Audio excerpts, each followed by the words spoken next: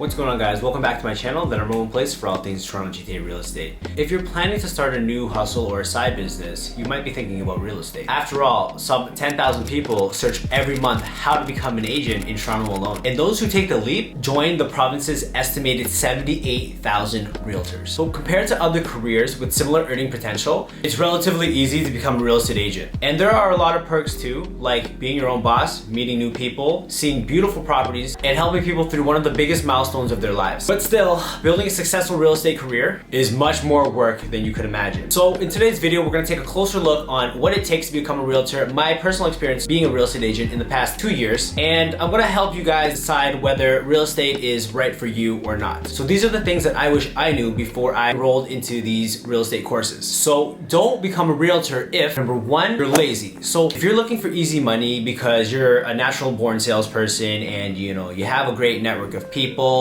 and your family and friends, they buy and sell real estate already, you're sadly mistaken. Realtors are required to wear multiple hats and have real knowledge for people to trust them, especially with the largest asset that they actually have. So if you were a seller, for instance, and you had a $2 million house and your cousin just got their license, you're pretty sure they don't know much. Are you gonna hand them your $1 million asset for them to potentially screw up? Or would you prefer to pick an agent that has much more experience? Number two, your impatience. Now, if you wanna clock in and get paid every week and on time and that's what you want, real estate is not for you. Sadly, the truth is, even if you're a proactive agent and you do really well, it still could take a lot of time to get your first paycheck. Me, personally, it took me almost 1.5 years to get my first transaction. Do not become a real estate agent if you are a quitter. Now, that sounds pretty obvious, but are you someone who commits and follows through, or are you someone who tries a bunch of new things and stops doing it after a couple weeks because it's too difficult? And if you're deciding to just come into the business and let's see if it works, let's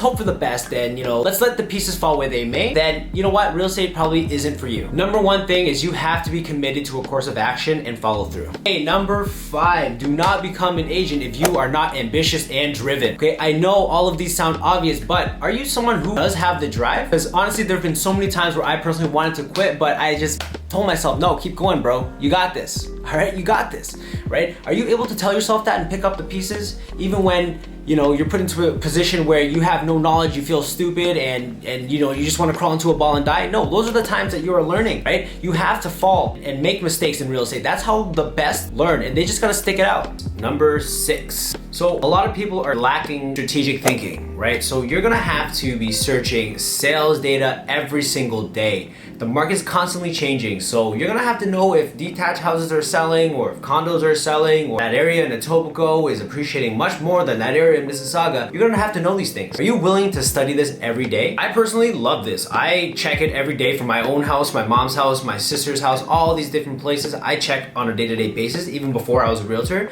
So I do like to keep up to date with all of my market trends. So it's easy for me, right? But is that something that you're interested in, something that you wake up wanting to do? Because if it's not, then you might want to consider a different career that you do have a passion in, right? Number 7. So a lot of people have the fear of mistakes and the desire to look good, to flex. I don't want you to come into the business, spend all of your money on a suit and a watch and a car and dig yourself into debt, not having any closings coming up. That's not what I want you to do, okay? Obviously, look good. Whatever you need to do to feel confident, yes, you have to do, but the main thing is the knowledge of the real estate market. As long as you guys study the market, you know your material, looking good comes second, okay? Knowledge is number 1. Make sure you're studying your neighborhood and all of the things that your clients are actually going to care about. Number 8, another huge mistake on why a lot of agents fail and quit is that they don't find a role model or mentor. If you can find a mentor that is at the office and is hands-on with you, you are honestly one of the luckiest people ever. You've always heard that saying that we're the average of the 5 people around us, and that goes for financial, physical, mental, all of that. So make sure you surround yourself with high-value people. In that way, if you're the small fish in a big pond, you'll become a big fish. But if you're just a big fish in a small pond, you're not gonna grow. When you're picking a mentor or a role model, make sure that they're killing it in all aspects of their life. Make sure they're killing it in their family life, social circles, their mental and physical well-being as well. There's this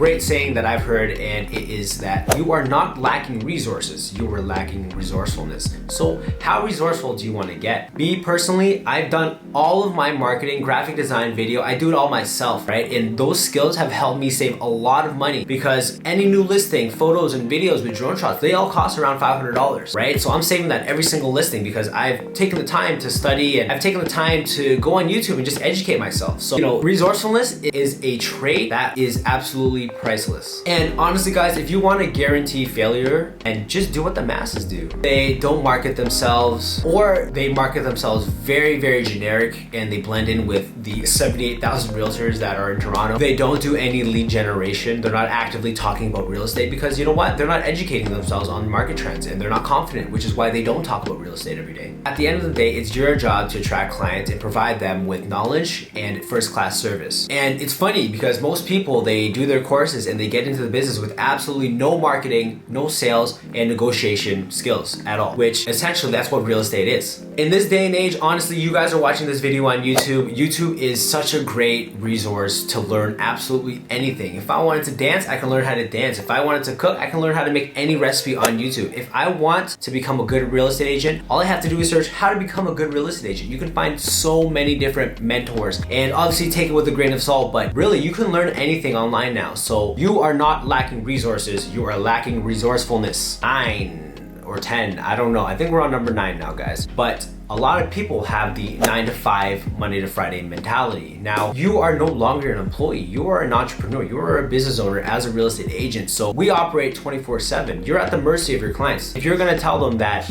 hey, I'm not gonna answer your call at 10 p.m. because I'm, watching a movie at night with my girlfriend, then honestly, you're not gonna survive. That person is gonna call another agent that's willing to work at 3 a.m. when, you're snoozing. So if you have that mentality that you only wanna work 9 to 5 and you want your weekends off, do not jump into the real estate industry. Please do yourself a favor.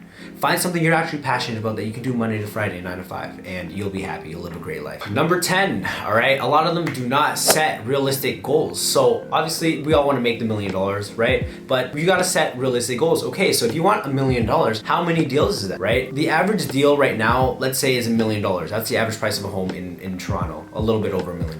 But the standard commission on a $1 million home is $25,000. Now, if you reverse engineer, that's about 40 deals you got to do in a year to make your million. Now, that's obviously gross. That's not the net that you're getting in your pocket. There's also commission splits, taxes.